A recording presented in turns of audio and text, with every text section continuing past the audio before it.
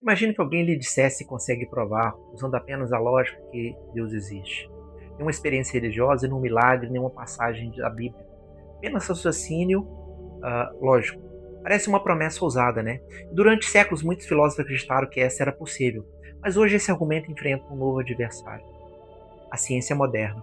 Será que descobertas como o Big Bang, a relatividade e a mecânica quântica finalmente derrubaram um dos argumentos filosóficos mais antigos da história?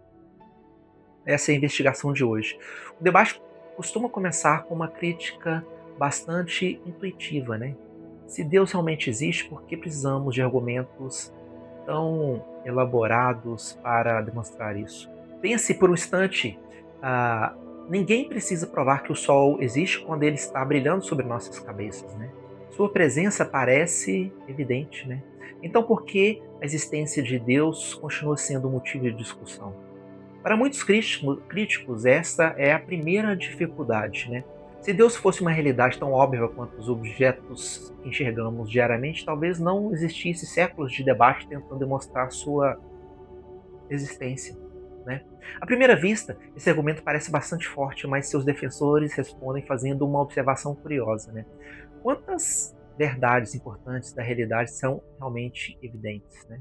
A gravidade não pode ser vista. Os átomos permanecem visíveis durante toda a história humana. As ondas de rádio atravessam essa sala agora mesmo, embora nenhum de nós consiga percebê-las diretamente, né? Grande parte da ciência existe justamente porque muitas verdades não são imediatamente aparentes, né? Existe outro detalhe. O próprio ateísmo também depende de argumentos filosóficos para justificar suas conclusões. Se uma posição precisa ser defendida racionalmente, isso não significa por si só que ela seja falsa, né? Perceba como a discussão muda rapidamente. Ela deixa de perguntar se Deus é evidente e passa a perguntar como podemos raciocinar sobre aquilo que não é imediatamente visível, né? É exatamente aqui que entra um dos argumentos mais famosos da filosofia medieval, né? A chamada primeira via, né, desenvolvida por Tomás de Aquino. Mas existe um detalhe que costuma passar despercebido, né? Quando ouvimos a palavra movimento, imaginamos imediatamente algo se deslocando no espaço, né? Uma bola rolando, um carro acelerando, né? Um planeta girando. Entretanto, Tomás de Aquino utiliza essa palavra em um sentido muito mais amplo, né?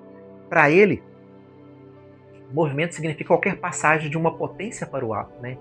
Uma semente tornando-se árvore, um cubo de gelo derretendo, uma criança crescendo.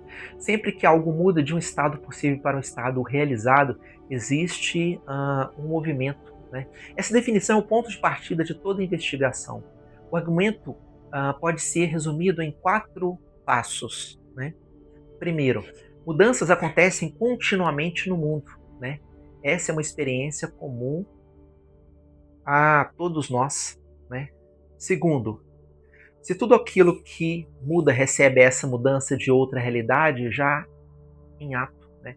Em outras palavras, aquilo que ainda não possui determinada característica não pode produzi-la em si mesma da mesma maneira, né? E terceiro, essa cadeia de mudança não pode prosseguir infinitamente sem fundamento, né? E aqui surge a ideia que tornou Tomás de Aquino tão famoso. Se cada mudança depende de outra anterior, então deve existir uma realidade que inicia essa cadeia sem depender de uma outra mudança anterior, né? Aquino chama essa realidade de primeiro motor imóvel, né? Até aqui o argumento parece elegante, né? Mas é justamente nesse ponto que começam as objeções, né? A primeira delas afirma que Tomás de Aquino simplesmente inventou essa conclusão. Segundo os críticos, o primeiro motor seria apenas uma solução criada para evitar o desconforto de aceitar uma regressão infinita de causas, né? Em outras palavras, quando o problema ficou difícil, Aquino teria simplesmente colocado Deus no final da cadeia. Os defensores respondem que não se trata de preencher uma lacuna, né? Trata-se de uma consequência lógica, né? Imagine novamente uma longa sequência de dominós, né? Cada peça cai porque outra a empurrou. Agora retire completamente a primeira peça. Se nenhuma delas inicia o movimento, como qualquer uma delas outras poderiam cair? Segundo essa interpretação, o primeiro motor não é uma explicação arbitrária, né? É aquilo que torna possível toda a cadeia de movimentos, né? Até aqui tudo parece fazer sentido, mas existe outra crítica, né? Ainda mais técnica. Ela acusa o argumento de cometer uma falácia conhecida como petição de princípio, né? Em linguagem simples, significa assumir verdadeiramente a conclusão que se pretende demonstrar. Será que Tomás de Aquino já começou supondo a existência de Deus? Os defensores respondem que não. O argumento não começa falando de Deus, ele começa observando um fato comum da experiência humana, né? As coisas mudam e a partir dessa observação desenvolve uma sequência de raciocínios até chegar à ideia do primeiro motor, né? Ou seja, a conclusão não seria o ponto de partida, ela seria o ponto de chegada, né? Mas existe uma terceira objeção que muda completamente o rumo dessa nossa investigação. Mesmo que esse primeiro motor realmente exista, quem disse que ele é o Deus do cristianismo, né? Essa pergunta abrirá caminho para o confronto mais interessante de todo o debate. Por quê? Pela primeira vez, filosofia e ciência passarão a disputar exatamente o mesmo território, né? A pergunta parece devastadora, né? Mesmo que Tomás de Aquino consiga demonstrar a existência de um primeiro motor, por que concluir que esse primeiro motor é o Deus do cristianismo? Por que não a Brahma ou alguma inteligência desconhecida, né? Ou simplesmente uma força impessoal responsável pela existência do universo? Curiosamente, os próprios defensores da primeira via costumam concordar com parte dessa crítica, né? Eles afirmam que esse argumento nunca pretendeu provar sua religião específica, né? Seu objetivo é muito mais modesto, né? E ele procura responder apenas uma pergunta, né? Existe uma causa primeira que explique por que há movimento e mudança na realidade? Identificar essa causa com o Deus revelado nas tradições religiosas exigiriam outros argumentos, né? Independentes da primeira via, né? Até aqui, o debate permaneceu quase inteiramente filosófico, né? Mas no século XX surge um novo desafio, e desta vez ele vem da física, né? A pergunta passou a ser inevitável, né? Será que as descobertas da ciência moderna tornaram desnecessárias a ideia de um primeiro motor? À primeira vista, parece que sim. Especificamente quando entramos no universo da mecânica quântica, no mundo microscópico, partículas aparecem e desaparecem em escalas extremamente pequenas, né? Eventos aparentemente espontâneos acontecem sem que exista uma causa clássica imediatamente observável, né? Para muitos críticos, isso parece atingir diretamente a base do argumento de Tomás de Aquino. Se existem argumentos sem causa, então por que continuar afirmando que toda mudança depende necessariamente de outra realidade, né? Mas é justamente aqui que os filósofos fazem uma distinção fundamental. Segundo ele, muitas críticas confundem duas disciplinas completamente diferentes. A primeira é a física de Aristóteles. Ela procura explicar como os corpos se movem, né? Nesse aspecto, a ciência moderna realmente superou grande parte das explicações antigas, né? A segunda é a metafísica, né?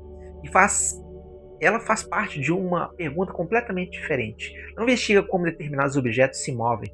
Pergunta por que existe mudança, né? Por que existe algo em vez de absolutamente nada, né?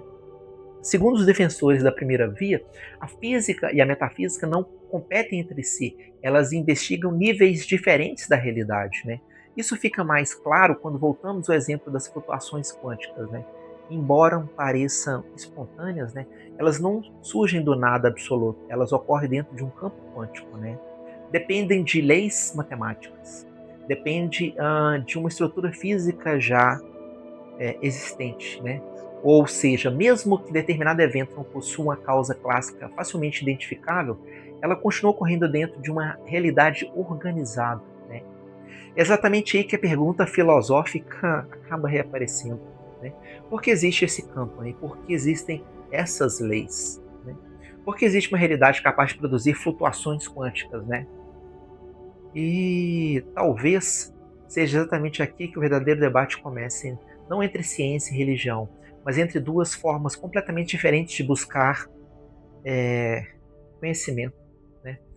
De um lado, a investigação empírica, né, baseada em observações, experimentos e modelos matemáticos. E do outro, a investigação filosófica, né, baseado na análise lógica dos princípios mais fundamentais da realidade. Né? Ambas procuram compreender o universo, mas começaram com perguntas diferentes. Né? Talvez seja por isso que, séculos depois de Tomás de Aquino, sua a primeira via continua sendo discutida, né? Não porque ela tenha encerrado o debate, mas porque ela desloca a conversa para uma questão de que a ciência sozinha talvez nunca consiga responder. Mesmo que um dia descobramos todas as leis da natureza, essas leis explicarão por que existe uma natureza para obedecê-las?